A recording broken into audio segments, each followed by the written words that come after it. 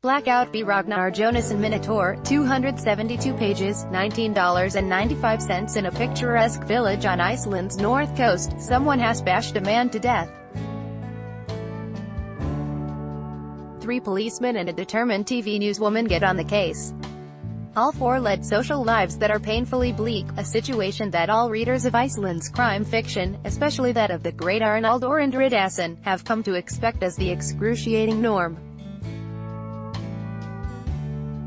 In Blackout, the diabolically intricate story unfolds in curious directions, and it becomes evident that the bleakness radiating off the characters serves as an indirect route to crime-solving.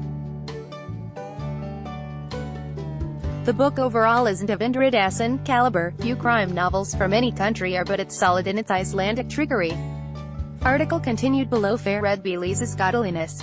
Martins, 352 pages, $36.50. Is there a more versatile law firm in all of crime fiction than Philadelphia's Rosato? In a time of specialization, the mostly women of this small firm dazzle their clients, not to mention the readers, with their encyclopedic grasp of every legal genre and category.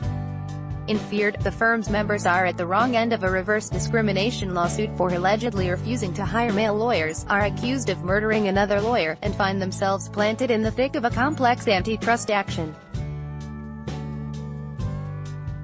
That makes 3 vastly different types of law that require mastering, but no worries, the woman of Rosato. And at all times they keep the story moving with ingenious developments, especially when the adorable, and pregnant, Mary D'Annunzio leads the heavy lawyerly thinking. Her name was Rose B. Claire Allen. Article continued. Bellerwaven, 336 pages, $21.99. In the opening few pages, a character named Emily watches from close range as a hit-and-run driver leaves a woman pedestrian dead in the street. Immediately Emily latches onto the notion that the driver actually meant to kill Emily herself, and she knows who the killer is and why he wanted Emily dead. This small section of the novel instantly provides readers with, in order, the first of the book's 2 murders, a huge red herring in the plot and a large hint at how unhinged Emily really is.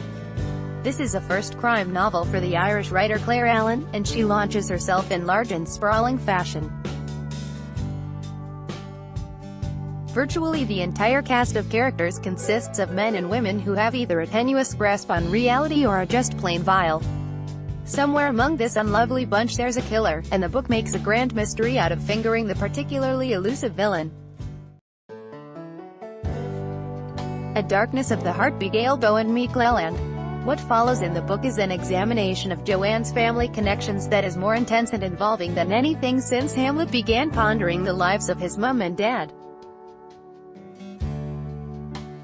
All of this keeps us busily riveted, and rechecking our previous impressions of the Kilbourne backstory, while simultaneously something nasty threatens Joanne and her Regina friends and family.